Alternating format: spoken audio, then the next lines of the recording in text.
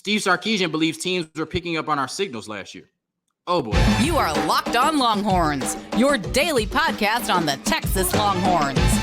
Part of the Locked On Podcast Network, your team every day.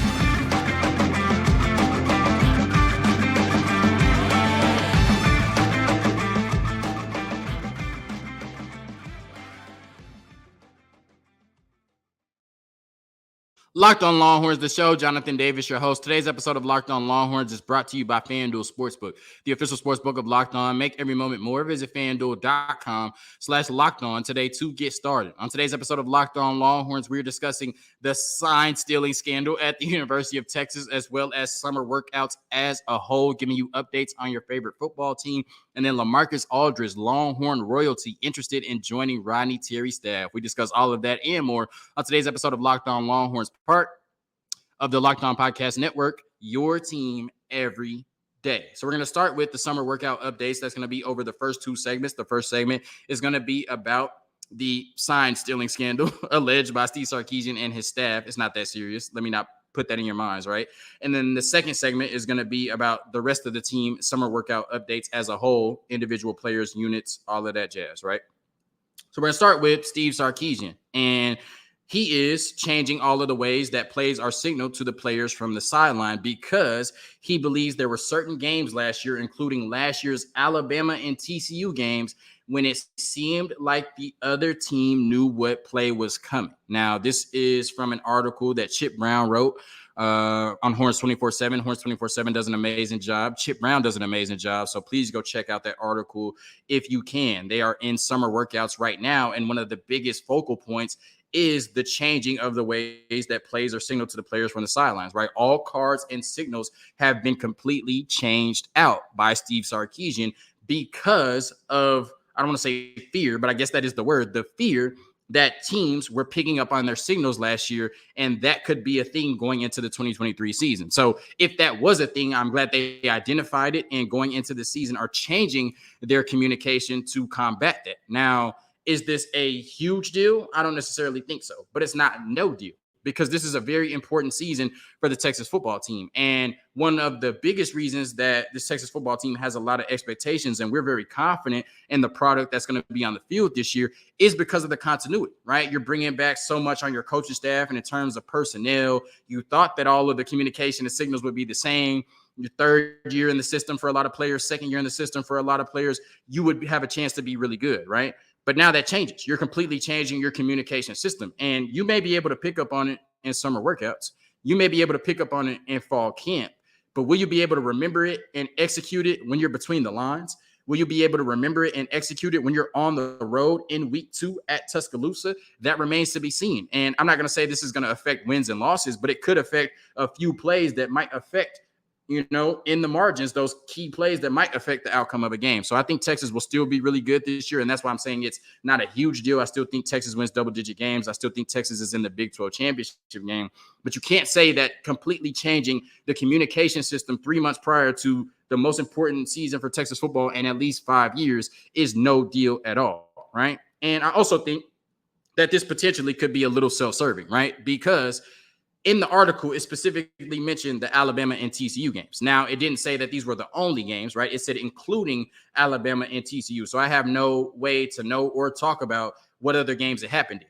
But I do think it's a little self-serving that the two games mentioned in the article happen to be the two biggest games that Texas played last year and happen to be two games that Texas lost last year.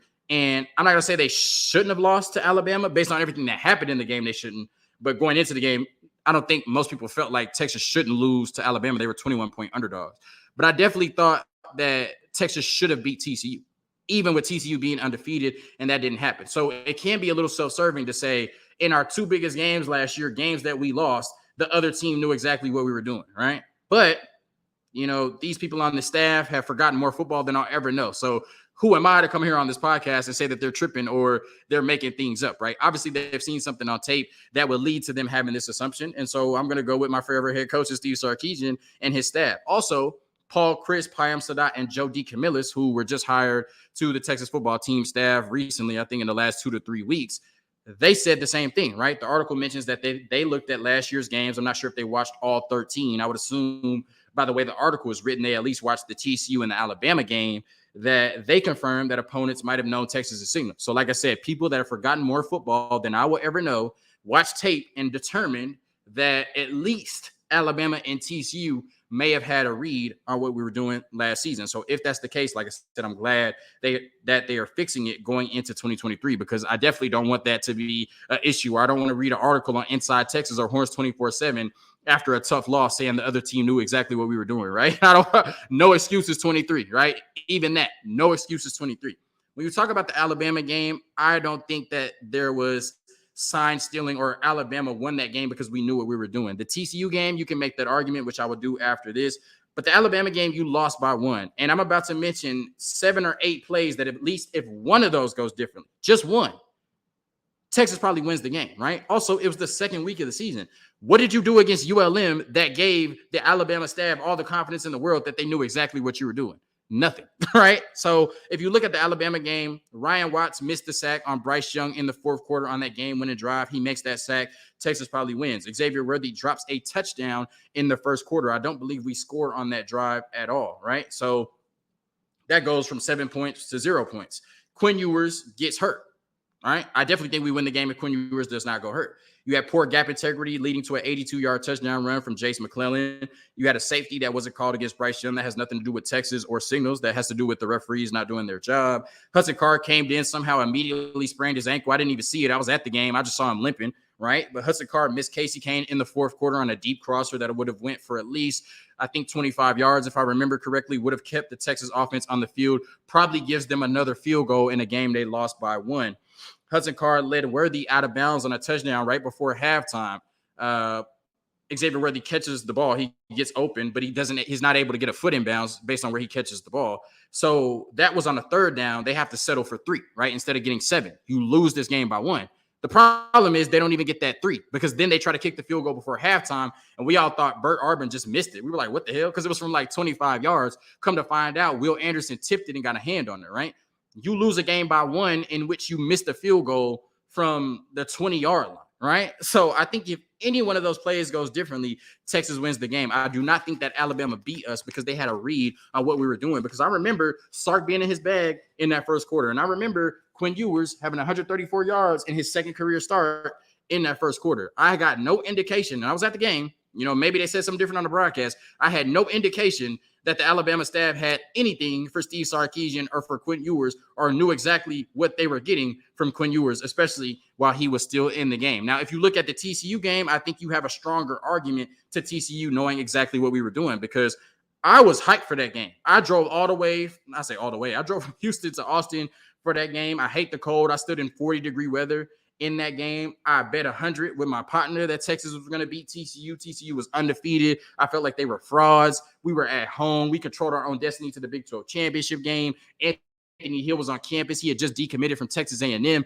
Everything was in our favor. I just knew that Texas was going to beat TCU. I said the run ends today. The run, in fact, did not end today. And in fact, I believe that the Texas offense and Steve Sarkisian got embarrassed. And I still, to this day, on June 9th, 2023, cannot explain what I watched in the stands at DKR in that TCU game, right? Never will get over it. Never will be able to explain it. I don't know. So maybe Steve Sarkisian is right. Maybe Sonny Dykes and his staff knew exactly what we were doing, right? Maybe I could just explain it that way and have closure. I don't know. But when you look at the TCU defense in that game, that was the lowest point total given up all season, 10 points to the Texas Longhorns. And the 10 points, which is the lowest, does not even do it justice, because 7 of those were scored by Jahdae Barron, who plays on defense on a Max Duggan fumble. The Texas offense, led by Steve Sarkisian and the best running back in the country, could not score more than 3 points against this TCU defense. So maybe TCU knew what we were doing. That was the lowest yardage total given up by far all season by the TCU defense. 199 total yards. To put that in perspective, the Texas offense had less total yards last year against TCU than Tarleton State, Colorado, and Iowa State. That is not good, right? Quinn Ewers, your starting quarterback, had his lowest QBR of the year by 22 points. QBR only goes to 100. He had his lowest by 22 points. That sounds significant. Lowest passer rating by 19 points. That sounds significant. Bijan Robinson, the Doak Walker Award winner, lowest yardage total and yards per carry last season happened in that TCU game. So, like I said, if you want to make the argument that TCU had a read on what we were doing, it certainly looked like that on the field, where Steve Sarkisian and this talented Texas offense could not get anything going. Even in the Alabama game where you only scored 19 points, you were able to move up and down the field at times. You just couldn't get the touchdown that would have won you the game.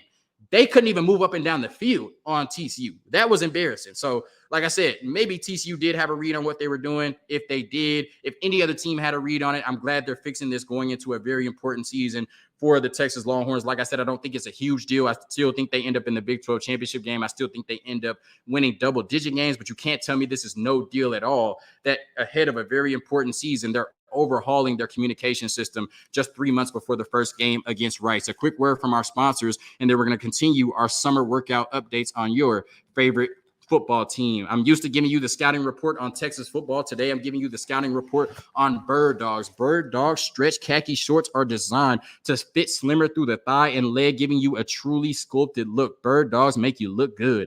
Bird Dog shorts do the exact same thing as Lululemon, but they fit way better. They fit way better than regular shorts that are made of a stiff, restricting cotton. And Bird Dogs fixed this issue by inventing cloud knit fabric that looks just like khaki but stretches, so you get a way slimmer fit without having to sacrifice movement. Bird Dogs use anti-stink sweat wicking fabric that keeps you cool and dry all day long. And you need that in this Texas heat or wherever you're listening. Go to birddogs.com/lockedoncollege and enter promo code LOCKEDONCollege for a free Yeti style tumbler with your order. That's birddogs.com/lockedoncollege for a free Yeti style tumbler. You won't want to take your Bird Dogs off.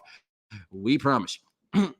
So continuing the conversation about summer workouts, the first part in terms of teams picking up on our signs, right, and using that against us, that was the first part of the article. And I do think that's more important, you overhauling your communication system, than, the rest of the updates that I'm about to read. So that's why I did those in the first segment. And depending on how you listen to that, you could take that as a negative, right?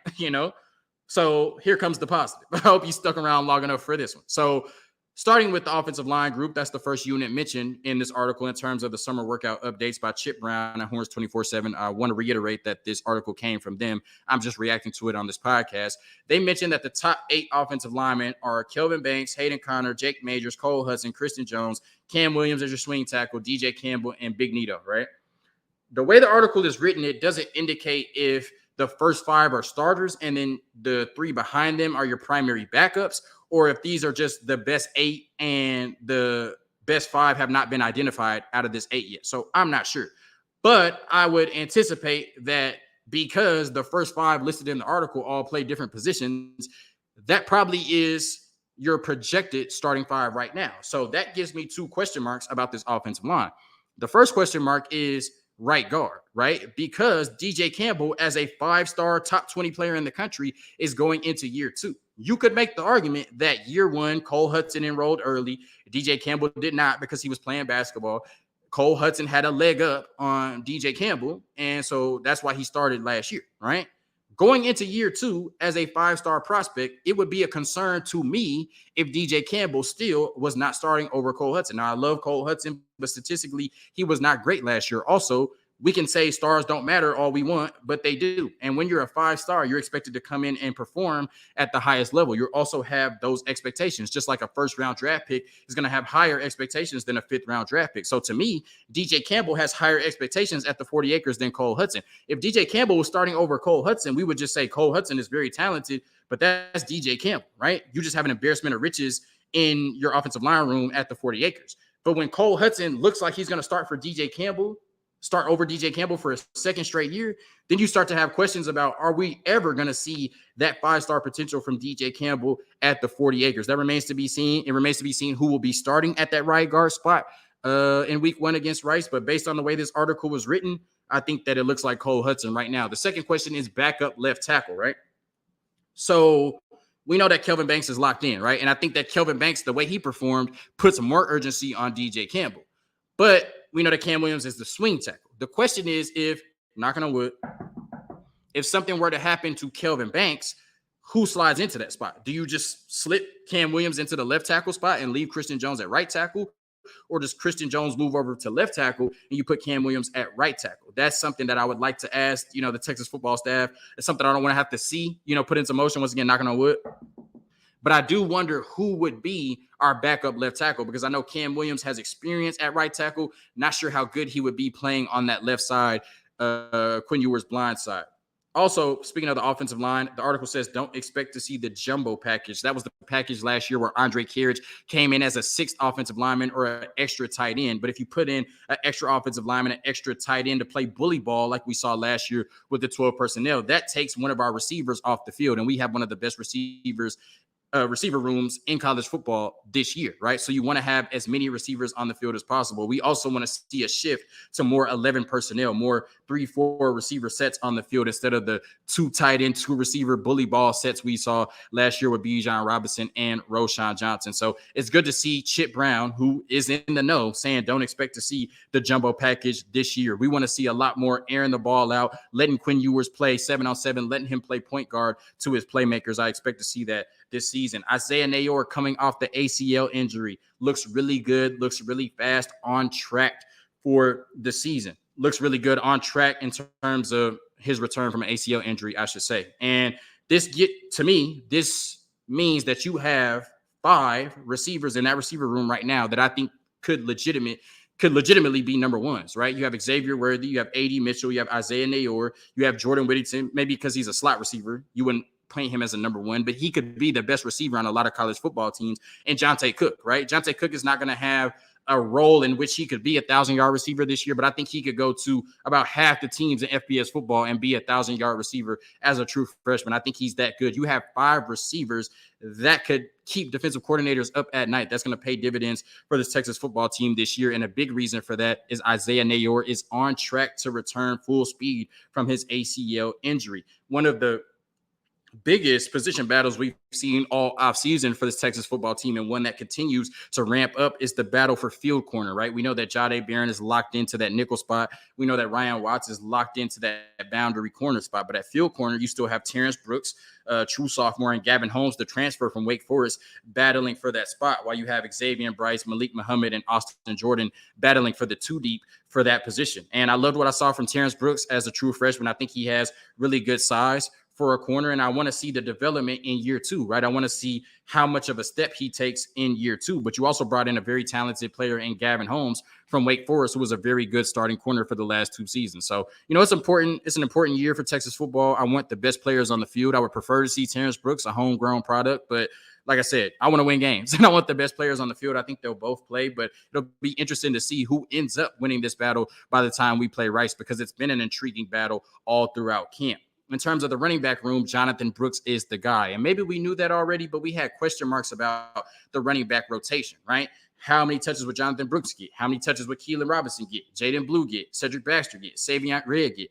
Et cetera, et cetera. But the article mentions that if Jonathan Brooks stays healthy, he will be the next line of running backs. He will be the next running back in the line of running backs for Steve Sarkisian that got 1,000 yards. Steve Sarkisian has had a 1,000-yard rusher every year that he has called offense, whether that be a head coach or an offensive coordinator. If Jonathan Brooks stays healthy, according to this article, Chip Brown believes he will be the next to do so. But I still have question marks about the rest of the rotation after that. And then in terms of the quarterback room, Quinn Ewers, Malik Murphy, and Arch Manning, one word that was mentioned for all 3 of them is confidence. And I love to hear that, especially in a room with so much talent. There can be a lot of egos in there, but Quinn Ewers has confidence that he's going to build off of last year. And the article mentions he wants to make people forget about the 2022 version of Quinn Ewers. Malik Murphy had a really good spring game. He is building off of that in terms of confidence-wise. And Arch Manning, who was disappointed per Peyton Kirkland's interview, he was disappointed in his own spring game performance, understands that he is getting better every day. And the article says he is quietly telling people that he will play when Texas gets to the SEC. Not sure what that means, but I love the confidence, right? We could discuss that line. We could discuss that narrative another day, right? I just love the confidence coming from this quarterback room. And I think, your quarterbacks are your natural leaders of your football team. So if your quarterback room is confident, and if your quarterback room is that talented, I think that'll pay dividends for the rest of the Texas football team. A quick word from our sponsors, and then we talk about Lamarcus Aldridge, interested in joining Rodney Terry staff this season. So Lamarcus Aldridge, one of the greatest Longhorns ever, period, but especially in terms of the Texas basketball team, is interested in joining the staff as a special assistant, Rodney Terry staff. And as I was prepping for today's show, I was trying to figure out what my third segment would be, right? And I ended up coming up with, my third segment would just be something about the Texas basketball team. And then I'll talk about Texas baseball after the super regionals, right? Because it's not much to preview. You know who's going to pitch, right? We'll just see what happens, right? Baseball is that type of sport. So I'm going to Horns 24/7 Inside Texas, and I'm like, I know Rodney Terry just kind of announced his staff. Let me get all of the positions right, write them down on my notes so I can talk about it in my third segment. When I went back to Horns 24/7 to get those job titles, I see a brand new article that had been written 7 minutes ago by Chip Brown on Horns 24/7 that Lamarcus Aldridge is interested in joining the staff as a special assistant. So sometimes the content ideas, sometimes the topic ideas just fall right into your lap. And this would be a huge and a great move for the University of Texas because Lamarcus Aldridge is one of the best power forwards we've seen in our generation, one of the most underrated, if not the most underrated player we've seen in our generation, somebody who was a 7-time All-Star, somebody who is headed to the Hall of Fame in basketball. And his career got cut short, unfortunately. I loved watching him on that 2021 Nets team with KD, two Longhorn legends playing together. I thought he had a really good chance to get a chip that year. He was a really good contributor for that team until he started to deal with, heart complications, and that forced him to retire a lot sooner than he wanted to. He wasn't a great player anymore, but he definitely still had something in the tank. And, unfortunately had to give up basketball sooner than he wanted to. But he's not necessarily giving up basketball because now we know he wants to get into coaching. And even if he does not join the staff this year as a special assistant, Aldridge will be involved regardless. We saw that last year, him working with Dylan Dessou. Dylan Dessou definitely has some Lamarcus Aldridge to his game. So I love that pairing. We saw him just being at a lot of the games, especially with TJ Ford. And we saw him at the official press conference where Rodney Terry was introduced as the head coach. They have a great relationship spanning all the way back to 2004 and possibly even prior to that, where Rodney Terry was the primary recruiter for Lamarcus Aldridge to the University of Texas. That question about Rodney Terry and if he could recruit, that question about Rodney Terry and if he could recruit gets sillier and sillier by the day. A simple Google search would have answered that, but here we are, right? And I think if Rodney Terry hires Lamarcus Aldridge, I think this would be huge for Texas in terms of development and recruiting, right? It would be huge in terms of Texas for development because this is a Hall of Fame big man, right? He obviously can teach, Caden Shedrick this year. He obviously can teach Dylan Mitchell and Dylan Dessou this year, as well as the players moving forward at the 40 acres, right? You're not that successful in the NBA without doing something that most people aren't doing, right? And the fact that you can share that knowledge with young players who look up to you, who probably would connect with you more than anybody else on this staff, is huge for this Texas basketball team who is trying to reach a level they have not reached yet under Rodney Terry. Also for recruiting, right? When a Hall of Fame big man walks into your living room and says, I can help your son become what I was in the NBA, how do you say no to that? Especially at a school like the University of Texas, especially in a city like Austin. That means the world to these young kids who grew up watching Lamarcus Aldridge play in the NBA. So I think that would help you a ton in terms of development and recruiting, and it ensures that the three most prominent Longhorns in program history are involved heavily. We know TJ Ford is at a lot of the games. He has had a relationship with Rodney Terry spanning back 20 years. You would expect to see him a lot this year